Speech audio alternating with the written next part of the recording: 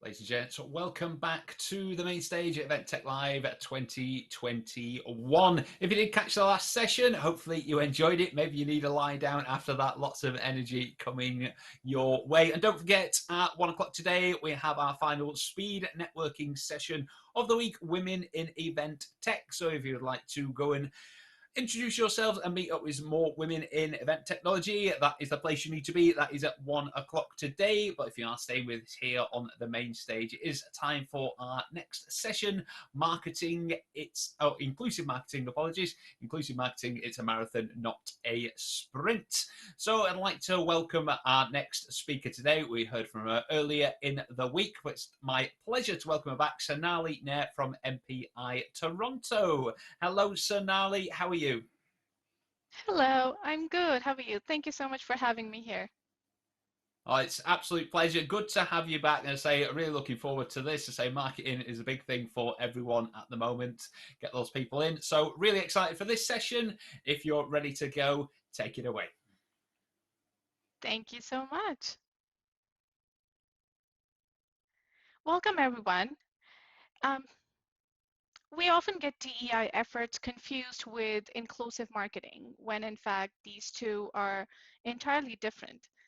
Where DEI strategies they work to create a more diverse and inclusive culture in business and workspaces. Inclusive marketing helps you break stereotypes. Thank you for joining me today at Event Tech Live London 2021 as we discuss the five-step framework of inclusive marketing in our events and product spaces. It's great to be speaking with you all today. My name is Sonali Nair, and my pronouns are she and her. I'm coming to you live from my home office, which is also my toddler's room, with his tiny bed behind me and a beautiful painting with a quote that says, "Amazing things are going to happen." And I'm an Indian female wearing a red blazer, global events marketer at OpenText, marketing chair at MPA Toronto, and board member at MPA Marketers and Experience Designers Community. Professor Klaus Schwab, founder and executive chairman of World Economic Forum, is quite convinced that we're at the beginning of a revolution that is fundamentally changing the way we live, work, and relate to one another, which he explores in his book, The Fourth Industrial Revolution. While previous industrial revolutions saved humankind from animal power and created vast digital capabilities for billions of people to connect, the fourth industrial revolution is different. It is more technology driven, digitally connecting while physically isolating people, impacting the way we meet, communicate, and resonate with each other. But what does this fourth industrial revolution has anything to do with us being marketers? As marketers, it is our responsibility to communicate our brand beliefs and values in a way that resonates with people from all walks of life, backgrounds, gender, sexual orientation, ability, ethnicity. Marketing is a mirror of our society, a powerful and thought provoking tool that can help people reimagine what an engineer or a doctor looks like, what an ideal marriage looks like, what a speaker looks like. A question I often get as a marketer is why inclusive marketing when our traditional marketing approach has been getting us results? Yes. Tell me about those MQLs and leads that you have been tracking so far. Um, well, that's a conversation for some other time. But going back to inclusive marketing, Salesforce State of Marketing report suggests that 52% of consumers are likely to switch brands that do not represent them and are not inclusive of their consumer background. For a long time, consumers have been getting vocal about organizations taking a stand in support of human rights and human values. And a great example of this is Think with Google Post, where they talk about how 70% of Black millennials say they're more likely to buy from a brand that takes a stand on race-related issues. They no longer want marketing to just reflect society, but to push it forward. And inclusive marketing is that one crucial business need for companies to reach new audience. According to Nielsen's report, with about 43% of the 75 million millennials in the US identifying as African American, Hispanic, or Asian. So if a brand does not have a multicultural strategy, it means it does not have a great growth strategy. But how do you design a communication methodology that delivers on inclusive experiences from the moment your target audience engages with your brand at awareness stage, leading up to engagement and more collaboration? So the first step is intention, understanding what matters to your customers the most. Connect with your audience to learn their language preference, their needs, their shared values, whether it's through a focus group or one-on-one customer interviews or research surveys. Learn their words, the terms that they use to engage with your content. How do they respond to your events, to your products, to your engagements? That input is invaluable when you conduct a more inclusive marketing campaign analysis. Do you know what your customers' key value drivers were when they first chose your product? And how are you using those key value drivers in continuing to improve and to communicate better with your customer and your target base? Don't use that tone of voice with me. You might have heard this at least once while growing up. This used to be a warning of how we should not talk to our parents. The next step in introducing inclusive marketing at your company is redefining that tone of voice. Your brand's tone of voice is its personality, filled with emotion, like Dove's is empowering and uplifting, or LaCroix is just like its product, bubbly, friendly, and informative. The most common misstep by companies is when something that should really be treated with respect is treated too casually or out of context. For example, a beverage company's commercial with the tagline, lighter is better. Now, this tagline in its own individuality means no harm, but it does when we place it in a commercial that is suggestive. One thing to consider when designing the tone of voice is, what message am I trying to relay? Is it inspirational, controversial, or playful? And if it is playful, is it for me as a brand, or is it at the stake and cost of my audience? When it comes to creating inclusive marketing campaigns, the next key element to ensure is identity representation. Inclusive marketing works towards designing communication that truly embraces and reflects diverse communities that your brand caters to. People want to see themselves reflected in the marketing campaigns. When we see ourselves in the images around us, it helps us all to feel seen, heard, and empowered. What's the first thing that comes to your mind when you think of traditional stock photos for your marketing campaign? The type of images that show up when we do a quick word search is for, say, CEO or engineer or athlete. You would rarely see a brown, black, or disabled person represented in those stock photos. When you search manager and employee, often you see a male employee standing over a woman colleague, implying certain power dynamics. And if your product or event is expecting attendees from diverse backgrounds, then they need to be represented on your webpage and your promo materials.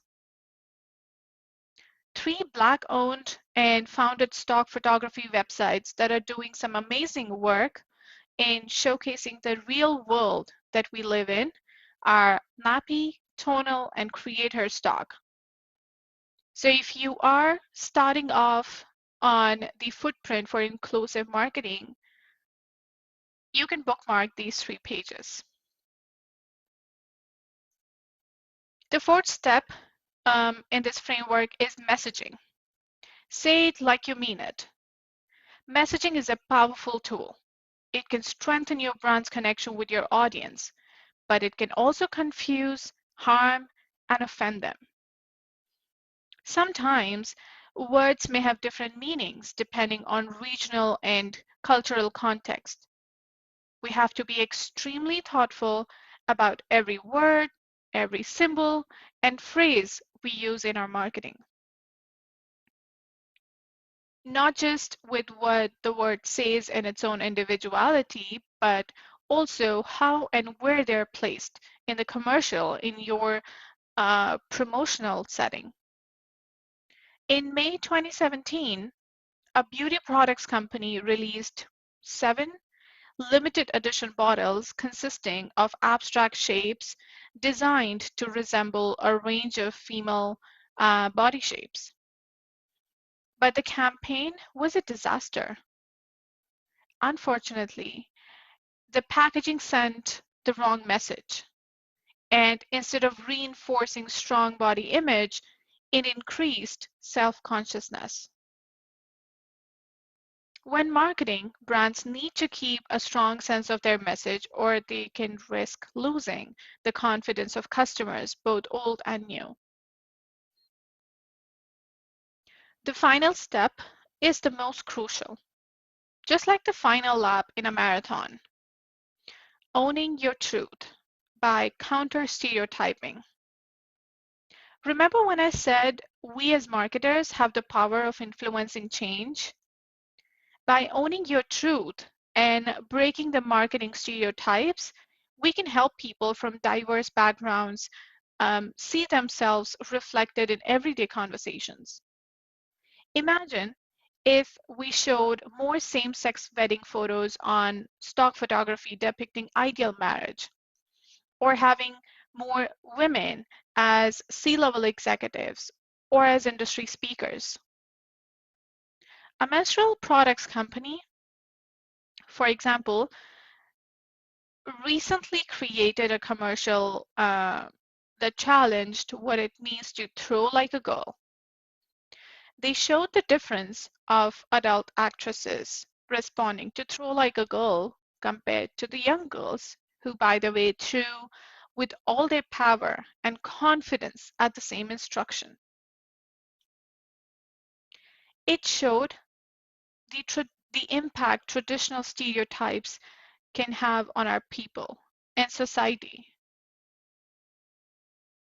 But at the same time, it is an opportunity for organizations to help change this mindset, to help change this complacent expectation that these types of advertisements are okay because they're not. Customers commit to true values, and it doesn't take long for them to identify the honest action takers from showblazers.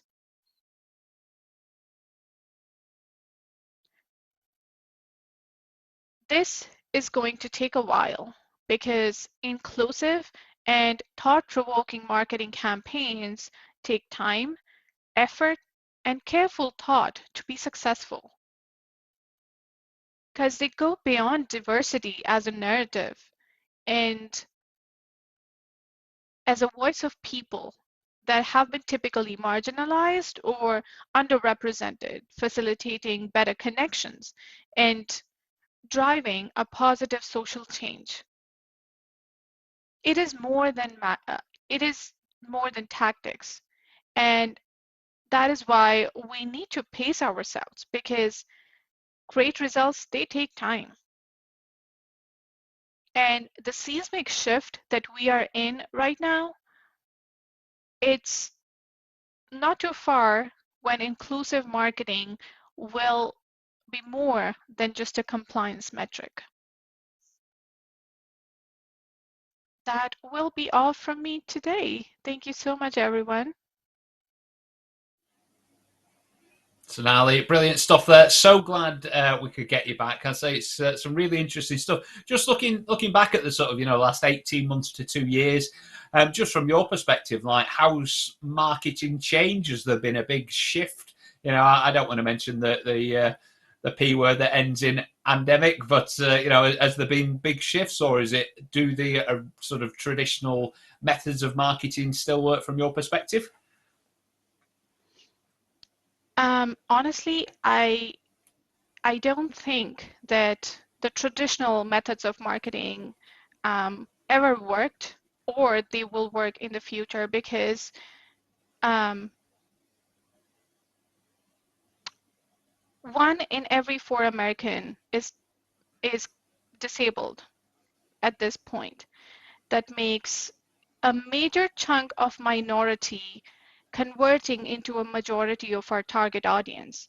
So if as brands, as events, if we want to target them, if we want them to be our consumers and be our attendees, we have to make sure that they are represented, and their thoughts, their expectations, and what they stand for, it shows in all our products and events that we market.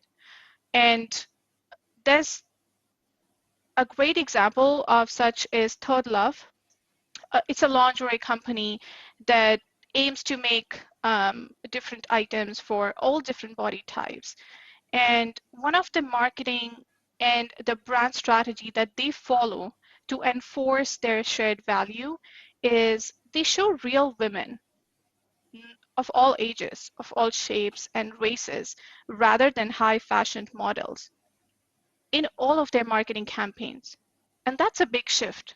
And I'm hoping that it will become a norm in the near future. No, and I really like your example, about the perfume bottles, that, like you say, the traditional ideologies, it's just not what we expect these days, and it's not inclusive. And like you say, it's almost in a way a good thing that failed, because it has opened up opportunities for inclusivity a lot more, and brought that awareness of what the modern world wants. So yeah, it's really really really interesting stuff. If people do want to connect with you, is it better connecting on the platform here? What's the best way to get in touch with you on LinkedIn, or what's the best sort of opportunities to move forward for people? I am available on LinkedIn, and right now, throughout the day on Event Tech Live platform. I would love to meet with you all. Feel free to ping me, search me on LinkedIn, and let's take this inclusive marketing conversation further. Absolutely, and like I say, it's we've I've been talking about rebuilding the events industry.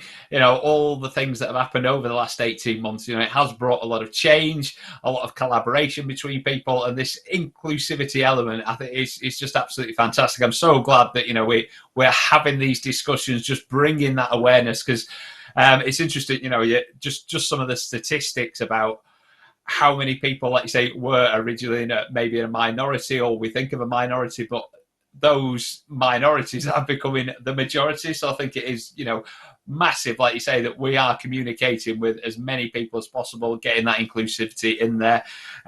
We've got Patricia just said thank you. Patricia, sorry, just saying thank you very much. Really enjoyed that session, so it has been valuable. Like I say, if you do want to connect with Sonali, get involved on the platform. I say she's here to talk to you about how she can help and everything inclusivity. So thank you very much for your time, and I say really glad we could get you back for the remainder of that session. Once again, thanks very much for being a part of Event Tech Live this year. Thank you so much. It was great to be here.